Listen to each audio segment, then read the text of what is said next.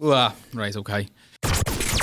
Hello, it's The Agenda. I'm Kristian Walsh and with me is Joel Rabinowitz, and today we are talking about Liverpool's midfield. It feels like we've spoken already, 3 games already into the season, 2 into the Premier League season, about the goalkeeper, about Alisson Becker, Adrian and Andy Lonergan. It feels like we've spoken about the front three of Mo Salah, Sadio Mane and Roberto Firmino, and of course it feels like we've spoken about the defence and the fact that it's not as granite and as firm as it was last season so far. So let's talk about midfield, the one thing that we haven't really touched upon, Joel, and how are you seeing it in terms of the makeup of it so far this season? Jurgen has pretty much used almost all of his options. We'll talk about those options in a little bit, but he's pretty much used everybody, bar Adam Lallana. So how are you seeing it shaping up so far? I think if you look at kind of the starting 11 as it is now, I think the back 5 really, if you've got the keeper in the back 4, there's always a Matip Gomez conversation, but you know that Van Dijk, Robertson and Trent are going to play most of the games, and the keeper, if Alisson's fit, is going to start, and if not, it's going to be Adrian. The front 3 is mostly going to be the front 3 unless there's injury or kind of one of them really needs a rest. I think the midfield is that one area in the team which is the most interchangeable. You obviously saw that against Southampton. Started 3 players who didn't play or didn't start against Chelsea in midweek, which I guess is one of the positives from that performance, is that he was able to take 3 players out and change them all up. And obviously Oxlade-Chamberlain did start against Chelsea, but he was on the wing. So he's changed his midfield completely there. Liverpool came through and got the result. And that's probably the part of a squad where we've got the most depth, I'd say. At the moment, he's got 6 or 7 kind of established first team options there. I think in terms of the big games, and if we're looking ahead to Arsenal, I think probably Klopp is thinking that he wants to start Fabinho and Henderson plus one more in most of these games, because you've got Henderson's leadership and what he gives you going forward now. Fabinho is the best option, I think, in that number 6 role. And then you need one more who can give you something creatively going forward, which I think we'll come on to. But Oxlade-Chamberlain was a real positive from Southampton. But it is the area of the pitch I feel like is the least settled at the moment. And I think when we're talking about Liverpool's defensive problems, a lot of that stems from the spaces in midfield and the lack of protection they've been offering. So it's far from perfect, but he's got so many choices there. But I think he will stumble on the right combinations for specific games. Do you feel that's by design as well? Because I always think back to Neil Atkinson wrote a piece for LFC Stories actually a couple of weeks ago, and about how Manchester United always used to, under Sir Alex Ferguson, used to rotate a lot in the midfield. He'd have his front 3, which was Tevez, Rooney, Ronaldo. He'd have his settled back 5. But then in midfield, you've got all sorts. You had Anderson, you had Ji-Sung Park, you had Darren Fletcher, you had basically, Paul Scholes, those type of players. Do you feel like the midfield is like this by design, where it is very much a horses for courses approach, where Klopp can assess and say, right, okay, Liverpool are playing Arsenal this week, so therefore I'm going with this makeup of midfield, whereas they're playing Manchester City away next week, I'm going to go with this makeup of the midfield? I think so. If Klopp wanted to buy a number 10, for example, I know Jamie Carragher last night was speaking about James Maddison and how he thinks he'd be an ideal kind of number 10 because Liverpool don't have a player like that. But I think if Klopp really did want that sort of kind of silky attacking midfielder, then he probably would have gone out and bought one this summer. There wasn't really much noise about that at all. Obviously, the Coutinho thing everyone was talking about, but Liverpool didn't want him back. I think there's a very conscious decision there that Klopp wants 6 or 7 guys in midfield who can basically do a lot of different jobs really well and not necessarily specialise in one thing. I think maybe Naby Keita might be the exception to that. It's obviously very frustrating that we don't have him at the moment with the injury. It's bad timing, because I think it was a strong chance he would have started the last couple of games, at least against Chelsea. And you can see the hole in the team there for him. He's the one who's kind of got he's got that extra kind of spark really, in terms of creativity, and defensively he's also very influential. But I think Oxlade-Chamberlain coming back so quickly after that kind of disappointing left wing experiment against Chelsea, to see that he still can make a real contribution in midfield.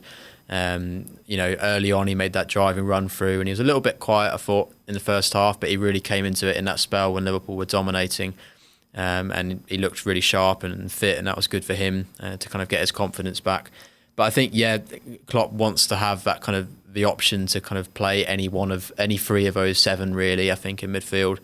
And And especially having players like Wijnaldum, who can he played up front. I know it didn't work that well at the new camp last season, but he can play further forward, off the left, in an attacking role, or as a number 6.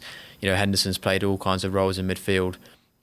I think it's definitely the case that he wants guys who he can pretty much ask to do any tactical role. I think Wijnaldum might actually be Liverpool's number 4 goalkeeper at the moment, the way things are going.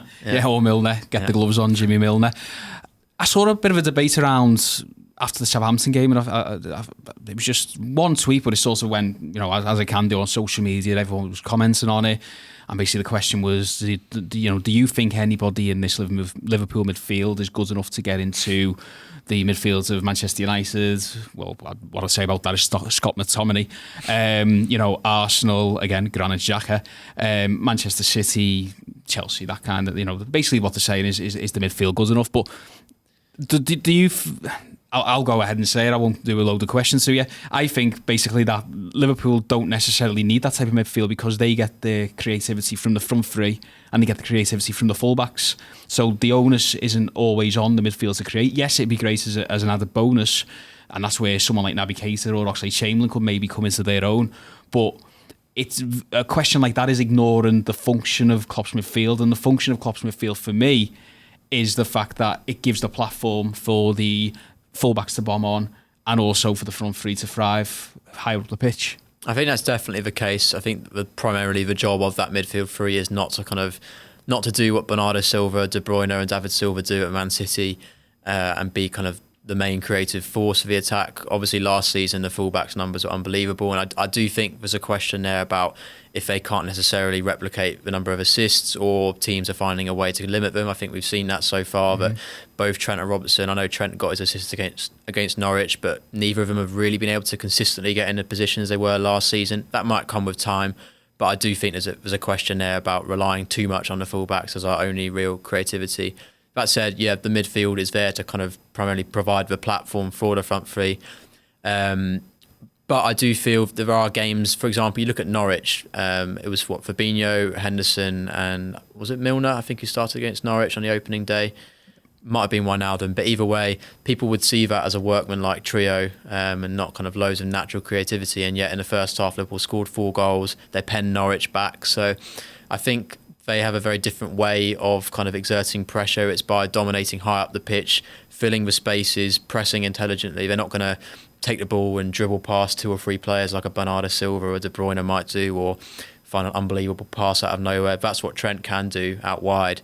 But I think that's why I think fans are always going to feel a little bit dissatisfied with the midfield as it is, because there isn't one kind of 8 or 9 out of 10 player. There's a lot of very reliable, kind of solid players there who are not necessarily spectacular, who do a job that Klopp needs for the system as a whole. I think that's kind of primarily their job. That said, the caveat is I think long term, hopefully Naby Keita can be that kind of the worldie I think that we are missing, because there are games where you feel if Liverpool are struggling to break down or the front three is not quite at it, you feel like the midfield's a little bit blunt and it's not really kind of chipping in with enough. So I think there's definitely scope for improvement there. Naby Keita definitely needs to get fit. A player who hasn't really played many minutes. He played 11 in the Community Shield, and that's the last we've seen of him, is Adam Lallana. You mentioned about Southampton and the fact that it came, basically 72 hours after the Chelsea game, the grueling Chelsea game in Istanbul. And Jurgen Klopp turns to Jordan Henderson off the bench, who played 120 minutes in Turkey, instead of Adam Lallana late on against Southampton. A lot of noise was being made around Lallana by Jurgen Klopp, really, in pre-season. To be fair to Jurgen, that's because he played him as a number 6, and naturally the question came, what's going on here? Adam Lallana's playing as a number 6. We haven't seen this before. Even likened him at one point to Jorginho. So why haven't we seen any of Adam Lallana yet? Will we see any of Adam Lallana? And when do you think we will see a bit of Adam Lallana? Do you want to see a bit of Adam Lallana? I think there is a role for him this season if he can stay fit and be available. I think that's mainly been his biggest problem, is that when you do want to use him, he's just not able to get himself on the pitch because of his niggling injuries. So far, that's not been an issue, so I hope he is still an option. I am quite surprised we've not seen him at all so far. I thought, given what happened with midweek and going the distance against Chelsea, I thought we would see him. I thought he might start against Southampton, or at least come on for the last 20 minutes or half an hour just to kind of help see it out, because he has got his flaws, Lallana, we all know what they are, but one thing he is very good at is taking time out of a game, calming things down, keeping hold of a ball well. And I thought he would have been useful in that scenario. So I was a little bit surprised not to see him in the starting lineup, given what the players went through in midweek. And then, like you said, although Klopp did change the starting midfield three, he still turned to Henderson beforehand, and Fabinho came on. And these guys did 120 minutes. Lallana's completely fresh, hasn't played. And it's well documented how much the manager likes Lallana.